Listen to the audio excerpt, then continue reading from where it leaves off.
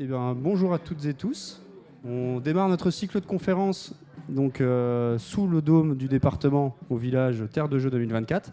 On démarre avec une thématique qu'on a travaillée avec nos collègues de l'autonomie qui s'intitule, et évidemment les partenaires ici présents, donc le GESAM, le PGV, donc le gym volontaire, et Ciel Bleu, donc des acteurs présents sur les territoires sur la thématique du jour, qui est donc le sport à tous les âges, avec notamment une approche des activités physiques adaptées.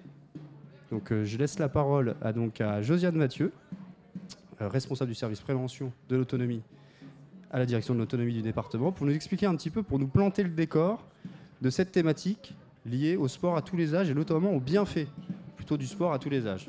Donc, Josiane. Bonjour, oui, en fait, on sait tous que la pratique régulière d'une activité physique permet d'entretenir sa condition physique. On a la musique en plus à côté, je ne sais pas si vous m'entendez, ça va ? Très bien, parfait.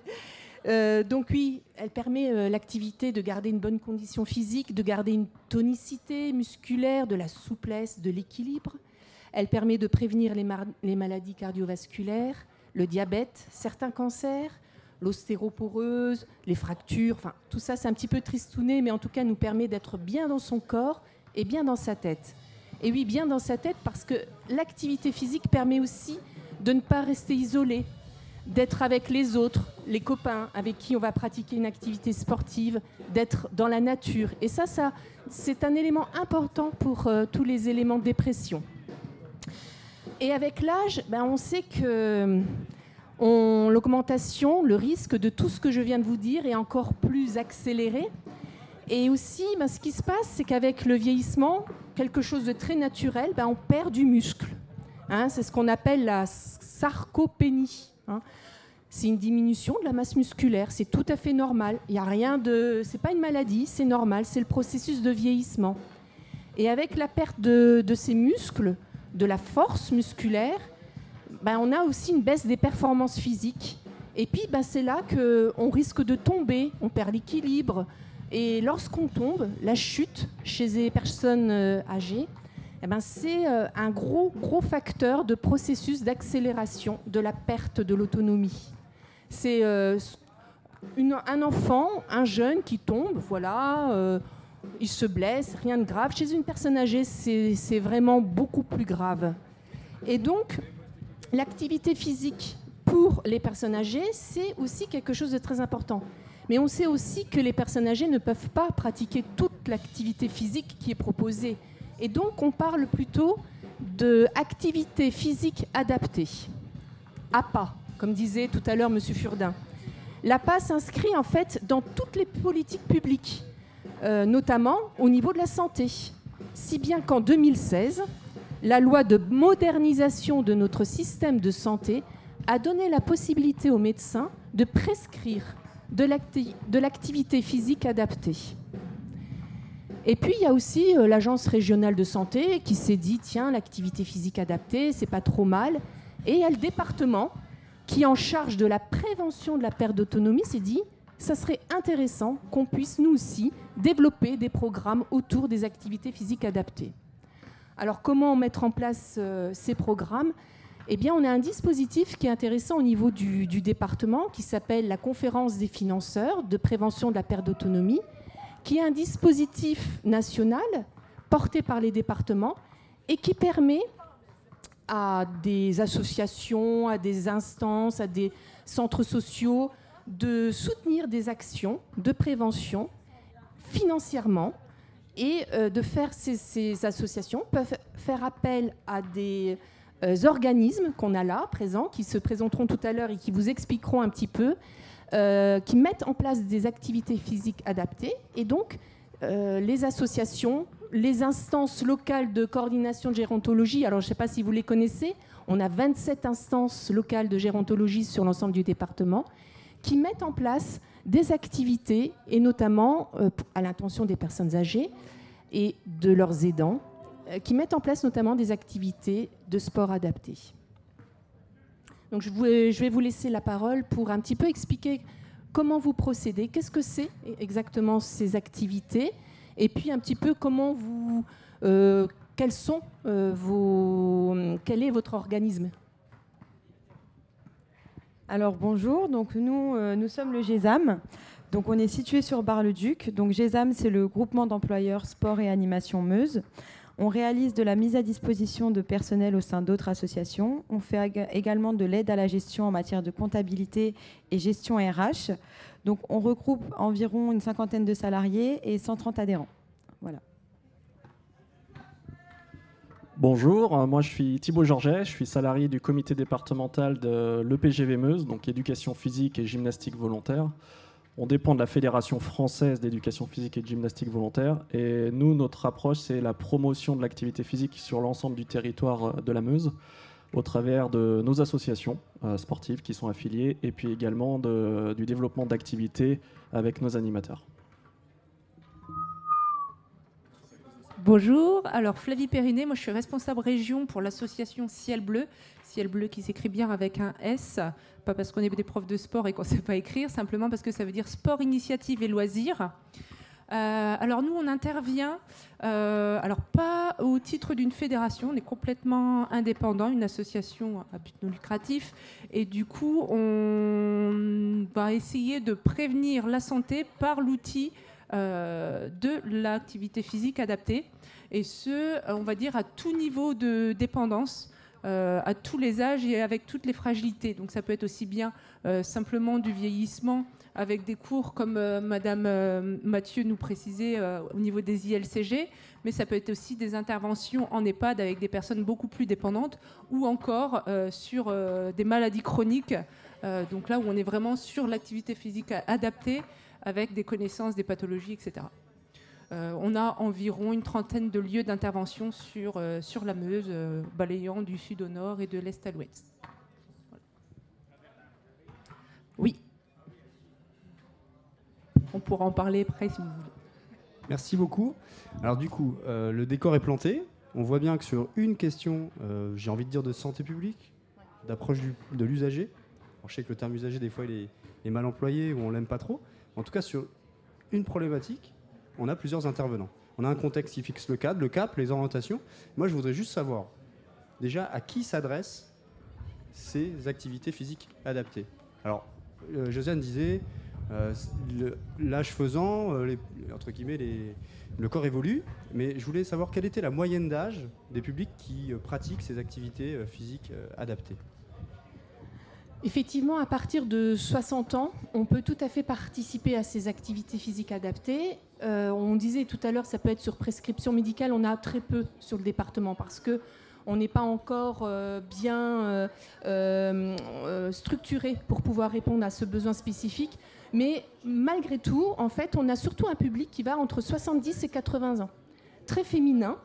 On voit par exemple sur 2022, on a financé jusqu'à 59 000 euros pour mettre en place ces activités de sport adaptées, et le public tourne autour entre 75 et 80 ans, et surtout féminin, particulièrement féminin. Et un témoignage à chaud des partenaires, la personne la plus âgée qui ait pu expérimenter vos activités. Alors pour le coup, c'est pas sur la Meuse, je suis désolée, mais je suis intervenue en EHPAD il y a quelques années avec une dame qui avait 108 ans. 108 ans. 108 ans. Ah oui, donc, dans la Marne, c'est pas très loin. Effectivement. On va venir après sur comment on propose des activités physiques adaptées, donc avec, j'imagine, une technique, une méthode, des spécificités de l'approche. Donc effectivement, toujours dans le pour qui. Finalement, sur nos territoires, la Meuse, qui en bénéficie en priorité? Alors je ne sais pas si le PGV, vous, dans votre cadre de vos activités, vous pouvez apporter des éléments, mais ça s'adresse à qui? Alors en soi, ça s'adresse à tout le monde, vraiment à tout le monde. Une activité physique adaptée, elle doit permettre à une personne de réduire certains facteurs de risque qui sont identifiés par la personne, donc tout en tenant compte de ses limites, bien entendu.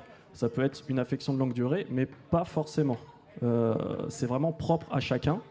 On retrouve d'ailleurs, c'est pour ça qu'on retrouve différents niveaux finalement de structuration pour l'activité physique adaptée. Comme on le disait, on peut le retrouver sur de la prescription médicale, on peut le retrouver aussi bien dans nos associations sportives, puisqu'ils proposent des séances d'activité physique adaptée, donc là ça va être des professionnels du sport qui vont proposer ça. Et comme il a été évoqué également, les maisons de retraite proposent de l'activité physique adaptée pour ses résidents, certaines en tout cas. Donc c'est vraiment très large. C'est pas lié forcément à un type de pathologie. C'est vraiment ouvert à tout le monde. Oui, bonjour. En fait, je ne sais pas si on m'entend bien, on s'entend un petit peu plus près. D'accord.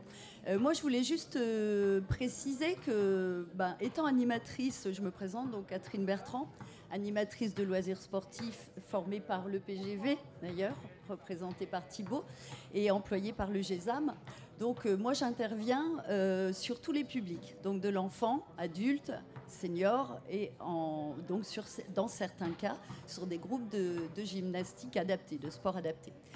Je voulais préciser simplement que la plupart des seniors qui sont, on va dire, l'élite, puisqu'ils sont vraiment actifs encore, viennent rejoindre des groupes adultes. En règle générale, on n'a pas envie d'aller vers un groupe senior ou gym adapté, parce que tant qu'on est en forme, entre guillemets, donc moi je pratique au cas par cas des exercices qu'on peut adapter.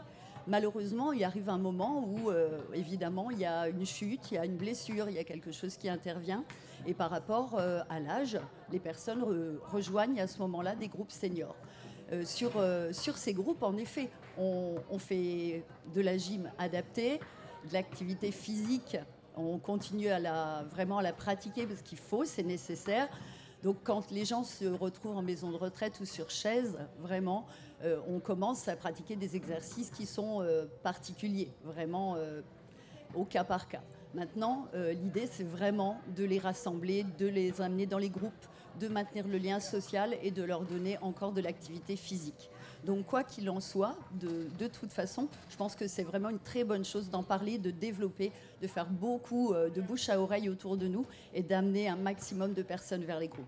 La plupart hésitent. L'année dernière, j'ai eu le cas, j'ai commencé l'année avec 4 personnes et à force en fait d'en parler autour d'eux, elles ont ramené leurs amis, leurs voisines, donc beaucoup de femmes en effet, mais j'ai quand même 3 hommes dans le groupe et on a terminé avec 20 personnes à la fin de l'année. Voilà.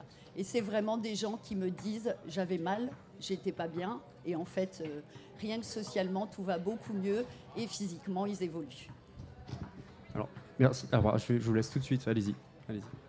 Juste pour compléter Catherine, parce que c'est super intéressant cette notion d'amener les gens vers le groupe, et c'est primordial parce qu'on voit bien que dans nos petits coins ruraux de Meuse, il y a besoin de ça énormément. Et le lien social, c'est vraiment une des grosses valeurs. D'ailleurs, quand on fait un peu une étude à la fin d'un programme, on leur demande « Bon alors, comment va votre épaule ?» Non, en fait, les gens, ils s'en moquent d'avoir progressé au niveau de l'épaule. Ils sont contents de venir discuter avec leurs amis. Donc ça, c'est un fait. Mais il y a aussi un moment donné où les gens ne sont plus capables de venir rejoindre un groupe. Et c'est en ça qu'on a vraiment une offre complémentaire sur le territoire, c'est-à-dire qu'il y a des structures aussi qui peuvent intervenir au domicile des gens. Et là, l'idée, ça va être de les reconduire doucement, progressivement, de leur redonner confiance pour leur redonner envie d'aller rejoindre un groupe. Et du coup, tout ça, ça peut s'additionner et vraiment faire un beau mélange. Alors, super intéressant. On va y venir sur ces complémentarités. Vous pouvez rester là parce qu'en fait, c'était par rapport au bruit du Larsen qui nous gênait. Et puis là, ouais, parce que ça sifflait derrière vous. On va y venir sur le comment les choses se mettent en place. Alors, Josiane a rappelé, il y a effectivement les leviers qui peuvent permettre aux actions de se développer. Et puis, il y a surtout cette complémentarité presque naturelle entre les acteurs qui permettent en fait à un public d'y accéder. Et moi, j'ai entendu 2 choses qui m'interpellent. C'est beaucoup axé sur le ressenti, l'état de forme, les blessures, la sensation qu'on a de se voir parfois vieillir ou de se relever, entre guillemets, d'une blessure. Alors moi, j'ai une question toute simple. Est-ce que pour certains publics, c'est dangereux de pratiquer Est-ce qu'il y a un danger de s'aventurer sur ces pratiques adaptées, même si elles sont cadrées? C'est une question de béotien. Non, bien sûr, parce que justement, elles sont encadrées. Les organismes formateurs, je pense que Thibaut peut en parler, sont vraiment là pour sensibiliser les futurs animateurs à manipuler, entre guillemets, l'humain avec beaucoup de prudence. Donc on démarre tout doucement, on pratique des tests, on suit chaque personne. Et sur ce genre d'activité, on est vraiment sur des mouvements sur lesquels toutes les adaptations, moins évidemment, sont possibles, jusqu'à pouvoir accueillir vraiment des personnes très différentes et les regarder travailler en même temps, évidemment, avec un œil attentif pour chacun.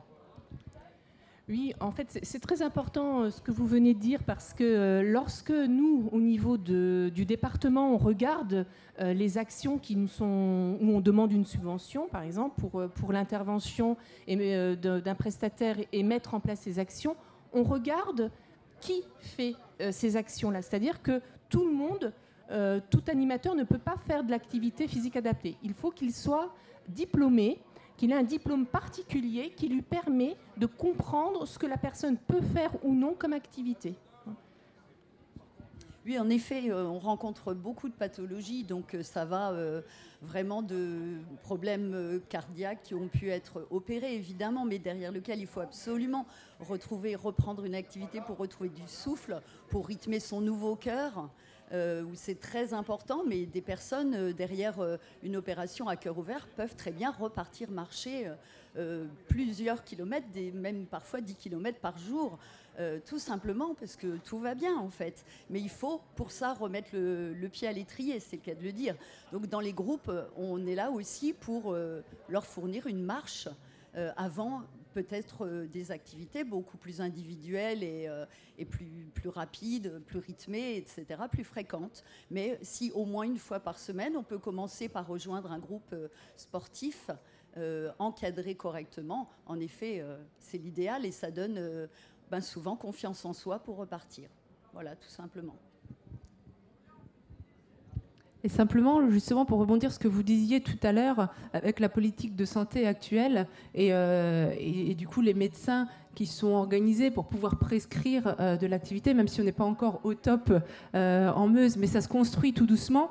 Et ça, c'est super important, c'est l'idée de construire conjointement entre le corps médical et nous, les éducateurs sportifs, les enseignants en activité physique adaptée, pour vraiment pouvoir répondre aux besoins de la personne et sans justement les mettre en danger, parce qu'il y a quand même des pathologies où il ne faut pas faire n'importe quoi, et sans connaissance de ces pathologies, sans cet échange entre le corps médical et le corps sportif, on va dire, et ben on pourrait rien faire en fait. Et le travail pluridisciplinaire, que ce soit pour des seniors actifs ou jusqu'en EHPAD, c'est vraiment le cœur du truc. Et il va falloir apprendre à communiquer et même lever certains freins. J'en parlais l'autre jour, j'écoutais une conférence l'autre jour avec un médecin.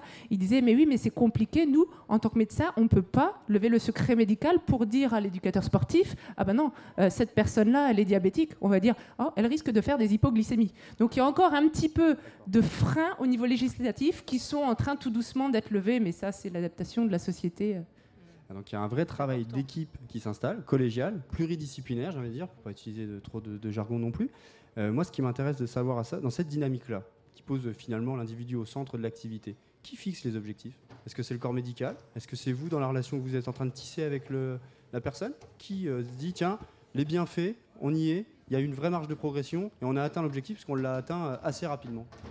Alors là, en fait, le médecin, lui, il va prescrire une activité en fonction des possibilités de la personne. Maintenant, ça va être là tout notre rôle en tant qu'enseignant APA ou éducateur sportif de pouvoir fixer avec les personnes les objectifs en fonction des éléments que nous aura apporté le corps médical.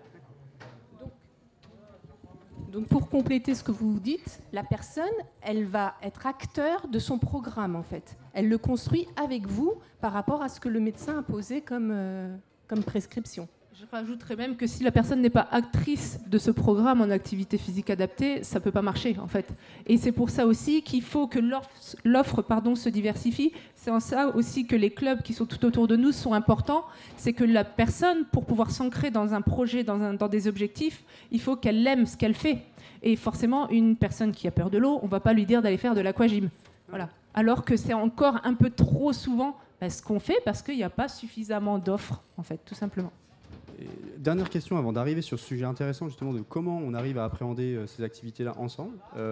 On a parlé du corps médical, on a parlé de médecins, mais qui prescrit? Le médecin traitant, l'établissement comment ça se passe habituellement, hein, majoritairement? C'est le médecin? C'est qui Il peut y avoir une prescription médicale, mais c'est ce qu'on disait, on a peu de choses comme ça. C'est plutôt les associations locales qui vont repérer, qui ont des membres de leur association qui disent moi j'aimerais bien pouvoir on aimerait bien avoir une activité sportive adaptée en fonction de nos besoins, en fonction de notre âge et de nos difficultés physiques.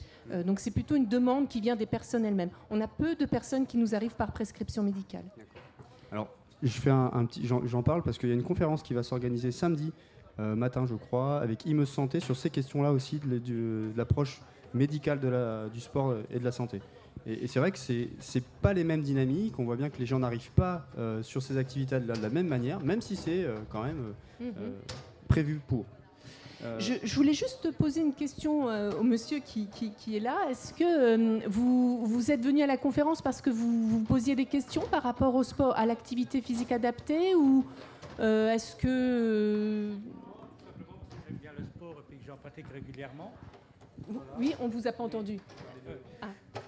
Non, tout simplement, c'est parce que je fais du sport régulièrement. Et je voulais aussi parler aussi parce que pour ma copine qui est handisport aussi, qui a quand même des difficultés parce qu'elle a des petits problèmes de santé et c'est quand même difficile pour elle. Je trouve que le suivi n'était pas trop bien fait et que trop fort pour elle. D'accord. Et je pense qu'un organisme comme celui-ci, je crois, comme la dame avait dit, serait bien été à pourrait répondre pour aider un peu handisport, voilà. D'accord. Bon, maintenant, parce que être handisport, ça... Vu comme de la paresse. C'était vu comme de la paresse, alors que je suis pas alors que c'est selon mes capacités physiques. J'ai des problèmes de genoux, j'ai les ligaments croisés, il y a la jambe gauche qui est un peu comme ça, bah j'ai plus rien. Donc, j'ai été opérée à cœur ouvert en 1974. Alors c'est intéressant effectivement de ce que vous dites. On peut des fois penser que le sport adapté pour des gens plus paresseux, ça n'a rien à voir. C'est vraiment compenser ce que le vieillissement, ce que la maladie a enlevé de l'autonomie pour pouvoir pratiquer une activité physique quand même adaptée à ses besoins. Donc effectivement, c'est intéressant que vous puissiez témoigner par rapport à ce souci d'adapter l'activité physique à ce que vous pouvez effectivement faire. D'un autre organisme pour aider toutes ces personnes handicapées. Voilà. C'est justement la question qui vient juste après. Là, on a identifié le pour qui, à qui s'adressent ces activités physiques adaptées. Et alors le pourquoi. Et pourquoi on se dirige effectivement sur telle ou telle structure, tel partenaire, tel acteur, plutôt qu'un autre. Et qu'est-ce qui justifie le choix d'un programme APA plutôt qu'une activité de gym, on va dire, un peu plus traditionnelle? Qu'est-ce qui détermine le choix? Alors du coup je vais te répondre et en même temps je vais rebondir sur du coup l'intervention de madame et monsieur. Alors il se trouve que justement pour répondre à ta question directement, on l'a déjà évoqué, il faut savoir que l'activité physique adaptée elle est animée par des professionnels. Aussi bien, ça peut être des professionnels de santé comme des ergothérapeutes, des kinésithérapeutes, des psychomotriciens, comme ça peut être des professionnels sportifs du monde du sport et qui ont suivi une formation spécifique sur l'activité physique adaptée et qui permet justement d'animer ce type de séance. Pour vous répondre, il existe du coup d'autres associations qui proposent des activités et qui sont formées spécifiquement sur les différents types de pathologies que vous pouvez avoir, vous, à votre niveau. Et je pense notamment sur Verdun, puisque vous parliez de questions sur Verdun. Il existe une association, parce qu'elle parlait qu'elle était opérée à cœur ouvert. Il y a une association qui existe sur Verdun et qui prend les personnes qui ont eu des pathologies cardiovasculaires. Voilà. Cœur et sport, effectivement, du Verdunois. Donc, voilà, c'est la première année que vous participez. 2 ans ? Ok. Bon, voilà.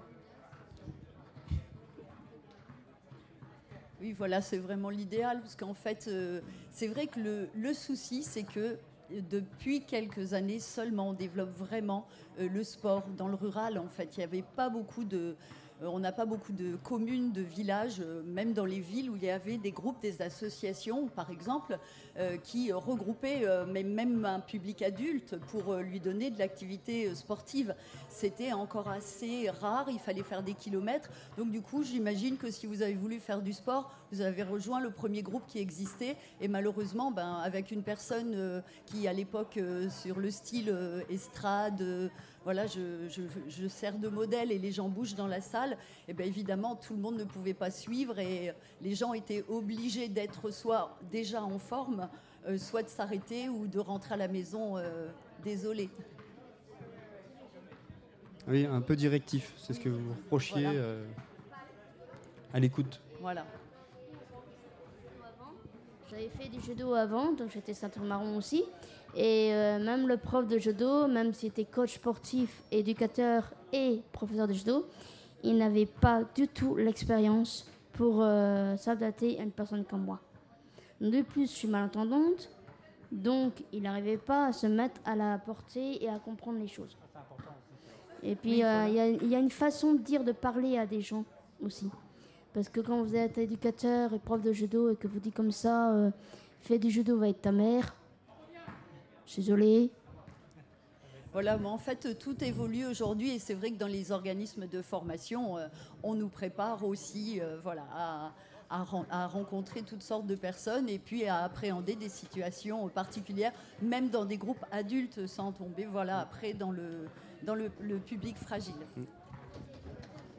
C'est pas évident. Alors pour rebondir là-dessus, c'est peut-être aussi parce que pendant des années, on va dire depuis les années 60, où on n'avait pas gagné de médaille aux Jeux Olympiques, le côté fédéral a été tourné énormément vers la compétition et que les éducateurs sportifs étaient formés dans ce sens-là. Aujourd'hui, on est passé dans un autre monde et aujourd'hui, le principal, c'est la santé et toutes les fédés de tous les sports sont en train de développer le sport santé. Et au-delà de ça, vous avez des prestataires qui sont, eux, de base formés sur ce genre de thématique. Donc, ça va venir. Vous n'êtes pas tombé au bon moment sur le bon prof de judo. Ouais. Et c'est pour ça qu'on parlait tout à l'heure de qualification, de ceux qui... oui, tout à fait. Cette compétence qu'ont les éducateurs sportifs qui s'engagent sur les APA, cette compétence de pouvoir aller chercher les potentiels, les compétences des gens et de s'adapter à eux. Je pense que c'est ça la clé, de l'APA. Voilà. On n'imagine plus aujourd'hui comment gérer une séance sportive sans penser à adaptation et même complexification, parce que derrière on a des gens qui eux auront besoin de plus, auront envie de sortir de leur zone de confort, même sur des groupes seniors. Complexification, donc l'idée d'aller encore chercher des ressources un peu plus longues. Tout à fait. Okay. Donc chaque activité, chaque mouvement que vous pensez doit être aussi pensé pour être facilité en fait pour certaines personnes ou complexifié pour d'autres. Voilà. On voit bien, là, on est quand même dans un maillage territorial qui permet entre guillemets de couvrir un certain nombre de secteurs et puis aussi d'élargir un petit peu l'audience en fait, de sensibiliser les pratiquants, enfin les pratiquants qui s'ignorent même. Tout à fait. Au niveau du GESAM, c'est ce qui se passe. On est vraiment sur la recherche de couverture pour pouvoir offrir à chacun, à tout âge, tout public, quelque chose ça porte en fait et qui réponde à ses besoins. Mais à ce titre-là, moi je me questionne, cette approche, elle permet en fait d'agir presque en prévention et pas d'une manière curative. Oui, c'est-à-dire que curative dans le sens soigné. Mais là en fait, plus il y aura d'accessibilité de ces pratiques-là, plus on va, alors je dis peut-être n'importe quoi, mais éviter des problèmes cardiovasculaires, éviter des chutes, Alors est-ce que c'est l'objectif ? Exactement. Oui, pour finir, parce que je crois qu'on a un petit peu dépassé le temps, mais effectivement, on est bien sur 3 grands axes de prévention. Prévenir la rupture du lien, l'isolement, en faisant en sorte que les personnes aillent sur des actions collectives, continuent de rencontrer du monde. Ça, c'est très important. Un autre axe qui est la prévention des chutes. Ça, c'est très important. C'est ce qu'on expliquait au début. Une chute chez une personne âgée n'a pas le même impact. Et la prévention santé, évidemment, par rapport à la prévention de maladies comme cardiovasculaires, ralentir un petit peu le processus. Parlant de ralentir le processus, il me semble qu'on a démarré à 15h et qu'on a jusqu'à 16h. Il nous reste Moi, je crois une demi-heure, je me trompe pas. Parce que l'autre conférence démarre à 16h. Donc, il est 15h32, on a encore 28 minutes de partage et d'échange. Pour moi, c'est 16h la prochaine. Je me trompe pas. Hein. Donc du coup, encore un peu de temps pour nous à passer ensemble pour évoquer le comment. Comment ça se passe concrètement pour les publics et comment, effectivement, on identifie les bienfaits. Alors moi, j'ai une question toute bête. Alors, on a bien entendu le fait qu'il fallait être attentif aux besoins des personnes. Mais, encore une fois, il y a une histoire de fréquence, de pratique pour avoir des bienfaits. Est-ce qu'il faut être régulier dans l'effort? C'est indispensable ou pas du tout? Bah oui, comme toute pratique sportive, c'est la base de la progression ou au moins du maintien, parce que parfois on ne cherche même pas la progression, mais quand je pense en EHPAD, par exemple, on cherche le maintien. Et effectivement, la fréquence, c'est une des clés, avec le fait de se fixer des objectifs et avec le fait d'évaluer en début et en fin de programme l'évolution. Mais si la personne ne vient pas de manière régulière, ou ne peut pas venir de manière régulière, on est quasiment sûr qu'il ne pourra pas y avoir atteinte des objectifs, surtout s'ils sont bien fixés à la base. Et donc, si on veut prendre un exemple en termes de fréquence, je pense qu'un minimum d'une séance hebdomadaire, c'est vraiment le minimum. Mais l'idéal et les recommandations de l'OMS aujourd'hui sont de pratiquer une activité physique au moins 30 minutes par jour. D'accord ? Donc, j'ai un petit exemple assez anecdotique à vous donner. Une personne, une maman, enfin, chez tout le monde, hein, les personnes âgées, les personnes, voilà. Une maman, qui travaille beaucoup, qui s'occupe de ses enfants la semaine, à qui on dit, mais il faut faire du sport tous les jours, 30 minutes. Elle dit, ah bah non, mais moi je peux pas, j'emmène mes enfants à l'école, je vais les emmener au sport. Non, la semaine, je peux pas. Par contre, le dimanche matin, je me fais 4 heures de sport à fond. Hein. Alors, du coup, son médecin lui répond... Ah oui, d'accord. Et alors, votre enfant, le dimanche, il va se laver 7 fois les dents, et puis comme ça, il n'aura plus besoin de le faire le reste de la semaine. Voilà. On est un peu sur le même principe.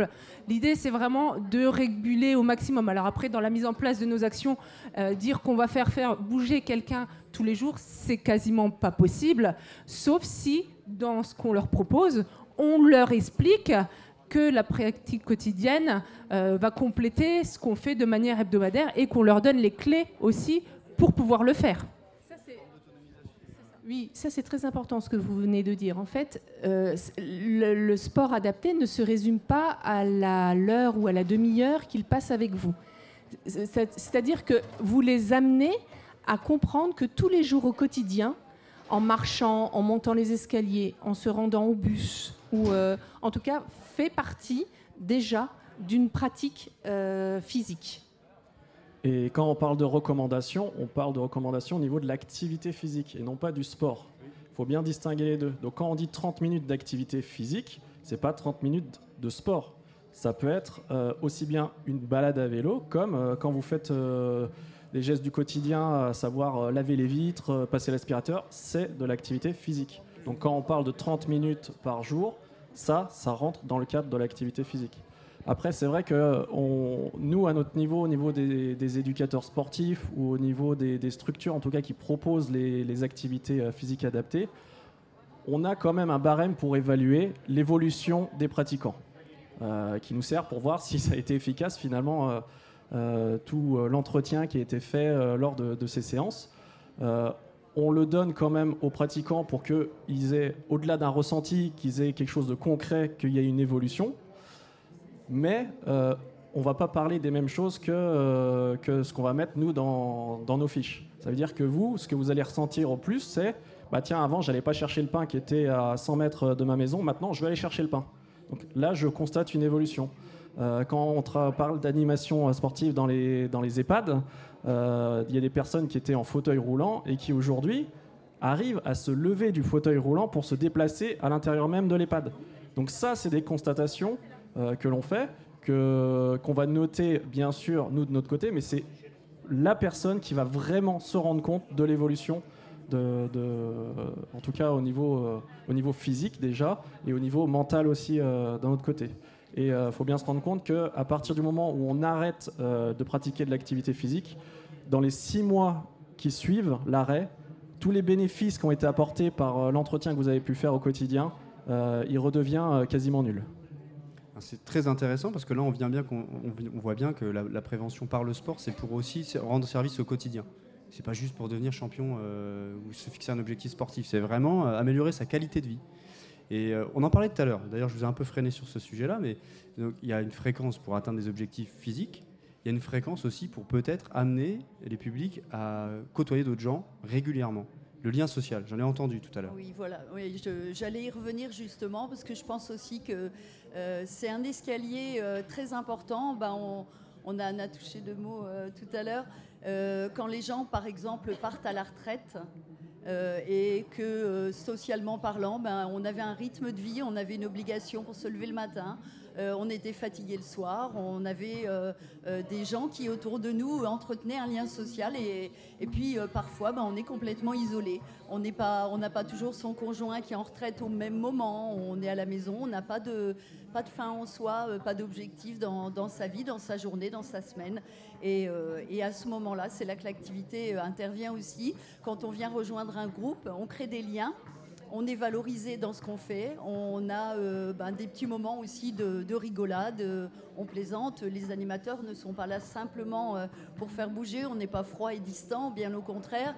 Et c'est vrai que personnellement, moi, mon public senior me renvoie beaucoup. Et quand je démarre une semaine avec un groupe de plus de 60 ans, c'est vraiment un bon moment et un début de semaine qui est très agréable. Donc pour eux aussi, on échange. À quel intervalle vous les voyez justement, ces groupes que vous suivez Alors justement, malheureusement, seulement une fois par semaine. Une fois par semaine. Voilà. Mais c'est vrai que, comme Marine le disait tout à l'heure, on met des choses en place pour qu'entre-temps, on les apprend à respirer, pour leur donner des tuyaux, entre guillemets, pour les moments de stress, pour les soucis d'endormissement le soir, parce qu'ils sont seuls, parce qu'il se passe des choses dans leur journée qui les inquiètent. Et voilà, on leur apprend à bouger, à lever les coudes de leur fauteuil quand ils sont en fauteuil, plutôt que de finalement rester à s'enrouler sur leur chaise dans les maisons de retraite et autres. Et c'est vrai que je pense qu'entre-temps, ils pensent à nous et en tout cas, on leur rappelle. C'est très intéressant. On a une appréhension bien plus large que le sport. Et du coup, qu'est-ce qui viendrait compléter finalement cette approche-là physique du corps ? Est-ce que les côtés nutritionnels, est-ce que l'approche effectivement alimentation, est-ce que vous l'abordez aussi également ? Tout à fait, oui. Je vais. Vas-y, Marie. C'est vrai qu'au niveau alimentaire, on ne peut pas imaginer de bien vieillir sans bien manger, en fait. Donc, si c'est important à tout moment de la vie, nécessairement, c'est encore plus important quand on perd de la masse osseuse, du volume osseux, quand la masse musculaire fond et qu'on est seul et qu'on n'a plus spécialement envie de cuisiner parce qu'on est juste face à soi. Et là, à ce moment-là, je pense qu'il faut aussi apporter une information au niveau des personnes qui vieillissant, oublient de faire attention à justement ne pas prendre trop de poids en mangeant, en grignotant un peu n'importe quand, et pensent à avoir les bons aliments pour maintenir en forme le corps qui leur reste, les muscles qui leur restent, et tout ça va les aider à rester autonomes et à rester chez eux le plus longtemps possible. Oui, allez-y. Comment on fait pour adapter la nourriture quand on vit chez ses parents âgés et que les personnes âgées font le repas pour leurs enfants? C'est pas facile de s'adapter à la nourriture des uns et des autres. Comment on peut faire? Que chacun trouve son équilibre dans un foyer pour que tout le monde ait vraiment ce qu'il a envie d'avoir dans son assiette, quoi.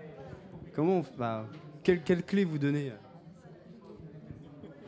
Alors là, c'est un peu compliqué et très personnel comme question, mais effectivement, l'activité physique adaptée, et au-delà de ça, nous, on parle de prévention santé, et effectivement, on essaye de coupler les programmes avec l'ouverture sur d'autres thèmes du coup de prévention, en proposant des petits ateliers nutrition. Alors, autour de chez vous, il y a forcément un organisme qui va proposer un atelier nutrition ou des minutes ou des choses comme ça. Après, c'est vrai que c'est compliqué de trouver l'offre. Mais c'est vrai que je pense qu'effectivement, de vous rapprocher, on pourra vous donner deux, trois. Mais c'est intéressant parce qu'effectivement, nous, nos programmes d'activité physique, on les associe aussi à des programmes nutritionnels. C'est-à-dire que l'un ne va pas sans l'autre, et surtout par rapport aux personnes âgées qui ont oublié un petit peu au fil des années ce qui est bon pour eux, qui vont plutôt privilégier le sucre parce que voilà, ils se font plaisir, des choses qui ne sont pas forcément adaptées. Et c'est les deux choses qui leur permettent de les rééduquer, entre guillemets, enfin en tout cas d'associer le plaisir et avec ce qui est nécessaire pour elles. Et en fait, il y a des programmes qui associent les deux choses. Donc vraiment, on pourra, à la fin de cette conférence, vous donner 2-3 adresses pour que vous puissiez vous rapprocher d'elles pour amener peut-être vos parents aussi, qui puissent vous accompagner sur ces activités-là. C'est vrai que dans les familles où il y a 7 enfants, tous les enfants n'ont pas les mêmes besoins et ils mangent la même chose et à la quantité qu'ils veulent. Donc automatiquement, ils n'ont pas la même morphologie. J'avais cette question de quantité, d'équilibre alimentaire par personne. Est-ce que ces approches-là, elles sont calculées, maîtrisées par les personnes qui viennent? Pas du tout. Est-ce que vous les conseillez là-dessus? À notre niveau sportif, pas du tout. Ouais. Mais c'est pour ça qu'en fait sont mis en place justement les programmes avec, on va dire, différentes thématiques dans ces programmes ou dans ces ateliers. Quand on couple activité physique avec nutrition, on fait intervenir 2 types de professionnels différents. Tout ce qui va être le volet animation sportive, du coup effectivement ça va être un professionnel du sport qui va intervenir sur ce volet-là, mais tout ce qui va intervenir sur le volet nutrition, ce sera du coup un autre professionnel. On peut pas se démultiplier et être bon partout. On a quand même des spécificités chacun, et donc ce seront eux qui répondront à même. Donc il faut voir, voilà, effectivement, pour se renseigner sur les différents programmes, donc elle en parlait, différents programmes qui sont mis en tout cas en place en Meuse. Et quand on parle aussi de thématiques couplées avec l'activité physique, il n'y a pas que la nutrition qu'on peut intégrer. On peut intégrer aussi le côté des fonctions cognitives avec la mémoire. On peut également voir l'adaptation de votre habitat. Voilà, il y a beaucoup de choses qui peuvent être mises en place sur différentes thématiques couplées avec l'activité physique. Quand je parle d'habitat, ça peut être des changements, ne serait-ce que par exemple d'habiter sur une maison sur 3 étages. Quand on a du mal déjà à monter un étage, c'est compliqué. Donc il y a des adaptations qui sont possibles. Quand on parle de renforcement musculaire pour une personne, pour l'aider à se déplacer, pour prévenir en cas de chute, pour la fonction de l'équilibration également, c'est des choses toutes simples. Mais si vous avez un tapis à la maison, que vous traînez des pieds quand vous marchez, vous avez un risque de chute qui est avéré. Donc ça fait partie aussi de l'adaptation de l'habitat, couplé avec l'activité physique. J'ai le sentiment, là, vos interventions, elles offrent quand même un bon panel de clés de lecture déjà, de compréhension, et puis surtout des outils très concrets pour agir. Alors ma question est toute bête, mais qu'est-ce qui freine? Alors pourquoi il n'y a pas plus de monde, même si je pense qu'il y a un nombre conséquent de personnes qui profitent de ces activités-là, mais qu'est-ce qui peut freiner? Question de mobilité, d'accès à ces pratiques, qu'est-ce qui vous freine? Vous l'avez dit déjà, dans un premier temps, la mobilité. Faut savoir que la Meuse, on est en quasi-totalité territoire rural. Donc on n'a pas des personnes formées, en tout cas sur l'activité physique adaptée, dans chaque village de Meuse. Donc c'est vrai que quand on met en place une activité sur un secteur, on ne peut pas en mettre partout. Et la personne, il y aura ce problème de mobilité qui peut se poser effectivement. Alors après, il n'y a pas que la mobilité, on peut évoquer aussi l'aspect financier, même si maintenant il y a des structurations qui permettent d'aider financièrement les personnes, d'intégrer des programmes à moindre coût, voire des fois aller jusqu'à la gratuité. Et puis après, tu l'avais évoqué tout à l'heure, mais il y a la motivation de la personne. La motivation de la personne. Si la personne n'est pas motivée, c'est sûr qu'elle ne va pas s'inscrire sur un programme d'activité physique adapté, ou même si elle ne reconnaît pas les bénéfices qui peuvent être avérés de cette activité-là. Alors, un petit mot de conclusion, parce qu'on en arrive pour le coup à la fin de la conférence. Vous aviez une question quand même? Et aussi, le fait dans un club, c'est de se sentir bien. C'est surtout ça qui est important. Être libre de faire ce qu'on peut, ce qu'on veut, et comment adapter son corps. Sans s'occuper de l'un, de l'autre, de Pierre qui va dire « il m'a piqué le stylo, celui-là, il a fait ça, il a là... » Comme un enfant de 3 ans dans un club de judo. Vous voyez ce que je veux dire? Se sentir bien. Donc, un petit mot de conclusion chacun. Voilà, tout à fait, justement, se sentir bien. Enfin, je pense, à mon niveau, c'est vraiment ce qu'on recherche en allant avec le GESAM vers des diverses associations rurales. en proposant des séances pour des publics bien ciblés. En apportant, on essaie de couvrir vraiment tout le secteur meusien de manière à ne laisser personne abandonné trop loin pour rejoindre un groupe, etc. Et c'est vrai que, voilà, comme on le disait tout de suite, il faut que les gens se sentent bien, qu'il n'y ait pas de regard rabaissant, mais au contraire, qu'ils se sentent valorisés, qu'ils repartent à la maison avec une bonne opinion d'eux et l'envie de revenir et de bouger, parce que c'est vraiment la vie. Voilà, on est amené à vivre très longtemps. Je pense que maintenant, il faut qu'on soit bien dans son corps et qu'on tienne le coup le plus longtemps possible. Et on est là pour ça. Petit mot de conclusion, Thiago? Non, c'est bon? On a encore de belles heures après 60 ans, c'est ça qu'il faut se dire? Oui, largement, hein, Okay. jusqu'à 108 ans. Jusqu'à 108 ans. Voilà. Non, mais voilà, c'est le même principe. Le but, c'est d'être bien. Alors, à n'importe quel âge, là, effectivement, on n'est plus sur le vieillissement. Mais se sentir bien dans un groupe, ça reste le principal facteur de motivation. Et donc, souvent, les gens viennent, sont un peu réticents au début. Et en pratiquant, en parlant, en voyant qu'ils progressent, et ben, voilà, on a fait le boulot. Et moi, je rajouterais juste le sourire. Voilà. C'est principal. D'ailleurs, c'est écrit dessus. C'est écrit dessus, effectivement. Un grand merci à tous. Alors, Thibaut, ouais, pour conclure, excuse-moi. Oui, bah, alors ça rejoint aussi tout ce qui a déjà été dit. Hein. Quand on parle de sport santé, c'est vrai qu'on est... notre objectif final, c'est l'amélioration de la qualité de vie, aussi bien physique, mentale, que par le lien social qui est créé et qui est motivationnel, comme tu le soulignais. Donc voilà, ce sont les valeurs en tout cas qui dirigent le sport santé et l'activité physique adaptée.